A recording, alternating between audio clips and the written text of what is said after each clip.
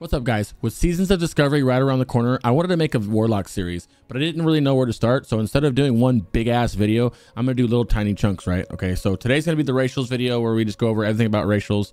Tomorrow will be like, you know, the leveling one or like a professions one, and I'm just gonna go on over that, right? I'm gonna go over Alliance and Horde for each one. There's not many options anyway, so let's just get into it. But before we begin, I just want to say that what race you choose is not game breaking, and you should always play what you want. If you hate the way gnomes look and sound, like I do, fucking hate the way they look and the way they sound, it's weird, then just don't play a gnome. At the end of the day, you need to be able to look at your character since you'll be playing them for a long time. And also, just in case you didn't know, there's an item called Savory Delight that changes you into a pirate or a ninja, Team Ninja, if you would rather not look like your actual race. Which, by the way, if you want to stare at my character with me, I stream over at twitch.tv/CrixVibes. I fucking play all the time, and I'm running like 2 or 3 different Warlocks. Come hang out. Anyway, that being said, Warlocks can only be 2 races on each faction. Gnomes and humans for Alliance, orcs and undead for Horde. Gnomes are the best race for Warlocks no matter what kind of Warlock you are. Whether you're a tank, DPS, or even for PvP, the gnome racials are far too good. Escape Artist has a racial ability that allows you to get out of any immobilizations, roots, snares, and slows.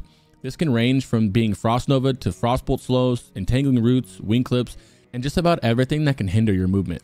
This is obviously insanely good in PvP and can be a life-saving as a tank or DPS in dungeons and raids.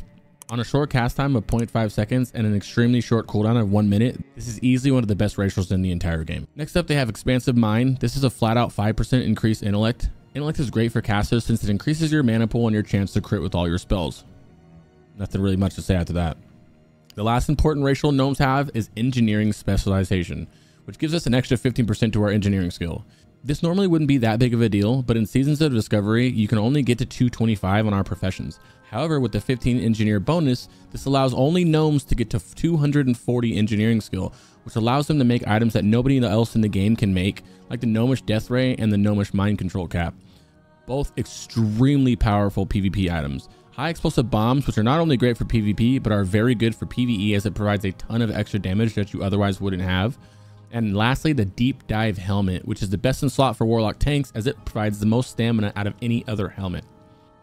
It's worth noting as well that Gnome starts off with 3 more agility than humans, so if for anybody who wants to Warlock tank who's looking solely to Warlock tank, that just gives Gnome even more of a bonus. All in all, this makes Gnomes an extremely good pick for Alliance Warlocks. Humans are the only other option for Warlocks, and they do not bring anything to the table, quite literally. They have a PvP racial and perception on a 3-minute cooldown, but that doesn't help much at all in PvE, and it's really not even that good in PvP. They have increased spirit from the human spirit racial. That's better than nothing. However, Warlocks don't really care for spirit as much as the other casters since we have life tap.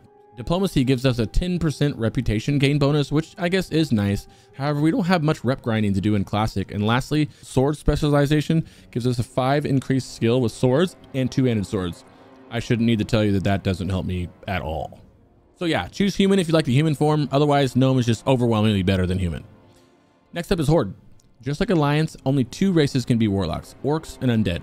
These 2 races are so much closer than gnomes and humans were, and which you choose typically depends on what you prefer. Undead have Will of the Forsaken, which can get you out of all fears, charms, and sleeps. As you can imagine, this can be extremely helpful in PvP. However, in PvE, it's much more niched as there's not that many encounters that you actually need to get out of fears, charms, or sleeps with. Either way, it's still very nice to get out of when you do get that fear randomly. Undead also have another niche racial and Shadow Resistance, which simply gives you some added shadow res for those few encounters where it can be handy. Lastly, they have Cannibalize, which allows you to feast on human and undead corpse around you, healing you for 7% of your total health. This is just a nice quick heal that can come in handy in between pools or trash packs or out while leveling. Now for Orc, you have Hardiness, which increases your chance to resist stuns by an additional 25%. Once again, this is very, very good in PvP, but however, it's kind of niched in PvE. You're not getting stunned that much. But just like Will of the Forsaken, it's very nice to get out of a stun or have the chance to get out of a stun if you do get that stun in PvE content. This is where the Warlock PvP community is very split on what's better, Hardiness or Will of the Forsaken from Undeads.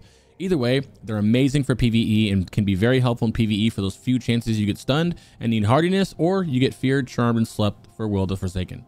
Orcs have another pretty helpful racial in Command, which increases the damage dealt by your demons by 5%. Demons don't do too much damage in Classic, however 5% buff to your pets is 5% buff to your pets, who will take extra damage. That is until we start demonic sacrificing our pets again, which might be on the menu still. Blood Fury is the last racial, however this is a melee only attack power. which doesn't matter for Warlocks. Even Shadow Cleave as a Warlock tank is taking the properties of Shadow Bolt, so this buff wouldn't help that out anyway. So as you can see, both Undead and Orcs are really close, and what you choose is completely up to your likings. I'm personally choosing Undead as I plan to PvP a lot, and there's a ton of things Will of the Forsaken can get me out of. Well, that's it for today's video. Tomorrow will be about leveling or professions or something along those lines. I'm not 100% sure, but just make sure that you hit the follow button and be here for tomorrow, and I'll be there. I'm going to try to do more steady videos, like consistency is the word, I guess, because I don't really do that. I kind of just do it when I want, but I'm trying to get everybody ready for season. So tomorrow will be another video, and the next day and the next day until I get done with all the topics I want to get done. Okay. As always, I appreciate you watching. I wouldn't be doing shit without you guys. Check out the stream, Twitch, Crix Vibes, twitch.tv/CrixVibes. I'll put it down here somewhere, and see you tomorrow.